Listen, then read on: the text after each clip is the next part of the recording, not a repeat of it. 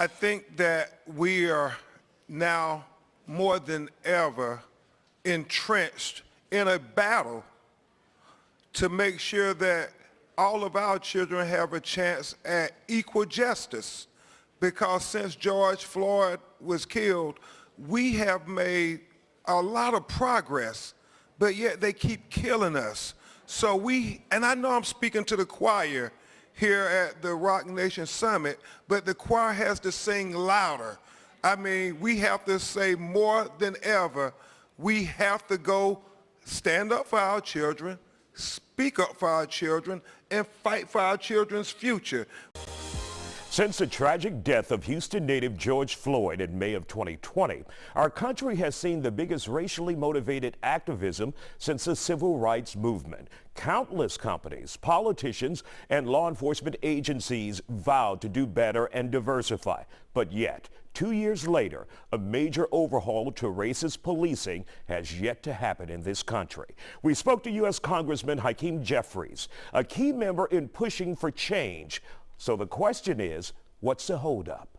So, Congressman, there has been some frustration from the public saying that obviously the Democrats have the House and the Senate. Why no George Floyd Policing Act? Well, we've moved the George Floyd Justice and Policing Act now twice in the House, both in 2020 and last year. Fortunately, the numbers at present don't exist in the Senate to be able to move the legislation through that chamber. But I'm thankful that President Biden has taken executive action to bring about many of the things that were embedded in the legislation, including a prohibition on chokeholds, the establishment of a database on police misconduct, as well as the implementation of a policy that requires de-escalation tactics in the first instance and the use of deadly force only as a matter of last resort. We have seen some changes on the local level and state level as well. Does that get us halfway there? Well, progress needs to occur at all levels of government, city, state, federal. It's an all-hands-on-deck effort. What we ultimately want to do is to bring about a change in policing that takes us from a warrior mentality where some officials view people that they police as enemy combatants. That often leads to rough results. Shift that from a warrior mentality to a guardian mentality, where the police and the community work hand in hand to lift up public safety. And we're seeing that as one of the consequences of what happened in the aftermath of George Floyd, where there are steps being taken to bring law enforcement and the communities they police closer together for the betterment of everyone. Now, we caught up with George Floyd's brother, who says he's been left angry that Congress hasn't successfully passed the federal legislation to address policing around this country. Of course, you just heard that the officer involved in your brother's death, J. Alexander King, sentenced to 3 years in federal prison. Your thoughts on that? I'm going to tell you the same thing I said when I was out there. This criminal justice system needs to be torn down and rebuilt. He should have got the maximum amount of time, because if I would have committed the crime, they would have gave me the maximum amount of time. These people were there watching my brother being murdered. They helped commit the murder. These guys were monsters out there that day. And that's the way I feel. And all these people who marched for my brother, who created this flame to march all around the world, they all thought the same thing. And that flame is still going today. However, we don't have the George Floyd Policing Act from the federal government. And that's something that many politicians, elected officials promised you guys, and you still don't have it.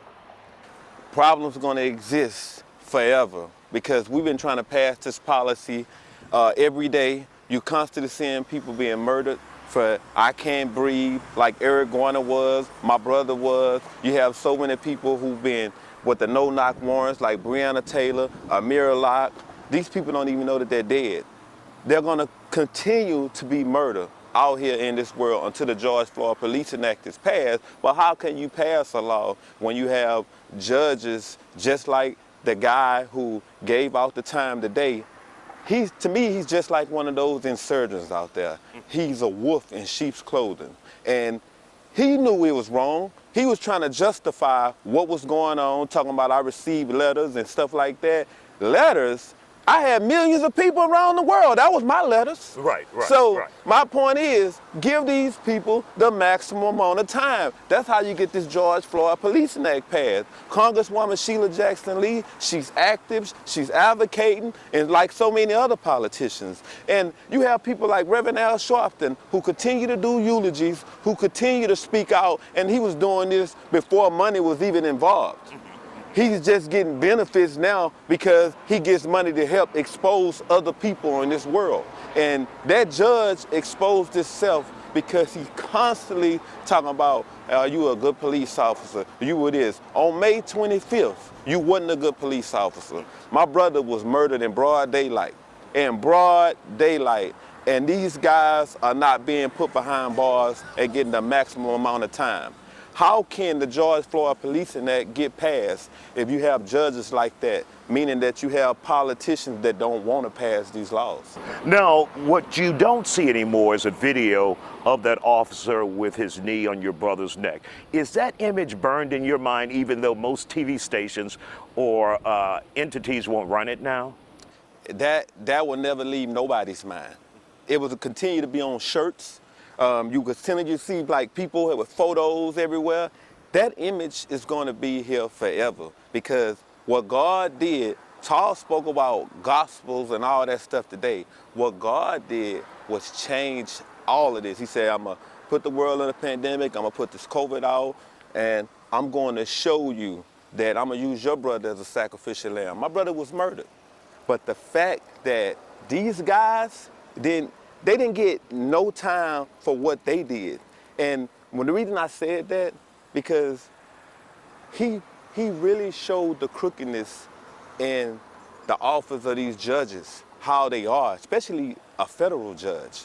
Because you're supposed to go to the maximum time. You have people who doing murders and all that stuff, and you get them the maximum amount of time. They didn't take an oath. Do you think there's too much sympathy for law enforcement officers when they go wrong? It's too much sympathy for somebody that took an oath. You clearly stated that you wanted to protect people. You wanted to protect and serve. Just like those guys out there in Uvalde, instead of running to the action, they ran away from the action. You took an oath, so you deserve the maximum amount of time that they give you. But a citizen who's out here who we all are nuclear bombs. We can go out for any second. I watched the guy murder all them people in the church, and he walked out untouched. And they went and fed him Burger King. The guy in Uvalde, they murdered him, but then you look at what happened in Buffalo. This guy was streaming and murdering people, and he walked out. Clearly you see a racial issue there as well. It's barriers that's set up everywhere. And if you don't expose them, how can you say you're human? Do you have any hope whatsoever in true social justice in this country? As of now, we're supposed to have faith. And that's what the Bible tells me all the time. But what I see out in this world, it's not looking like nobody wants to pass these laws. It's not looking right for people of color. You can't just make laws for the elite and chosen. You have to make it for people, the people with no voices. I'm trying to use my voice because people seen what happened to my brother and seeing him being murdered in broad daylight, seeing him scream and holler for his life, seeing other people who were there screaming, saying, hey, stop, get your knee off his neck. But accessory to murder is just what you said, it's accessory to murder. They deserve the maximum amount of time. Really quick, in the last few moments we have here, looking at your brother's image there and seeing him immortalized around this country, what does that do for you? I just think that he's in everybody's mind as a spokesperson for what criminal justice in this country is right now. It's no justice system. It's only a justice system if you want to convict somebody.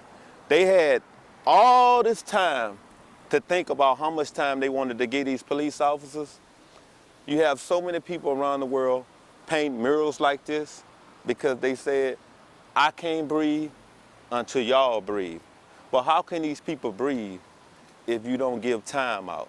So he's going to be a symbol all around this world for what can happen to people of color, period, if you're in the wrong place at the wrong time.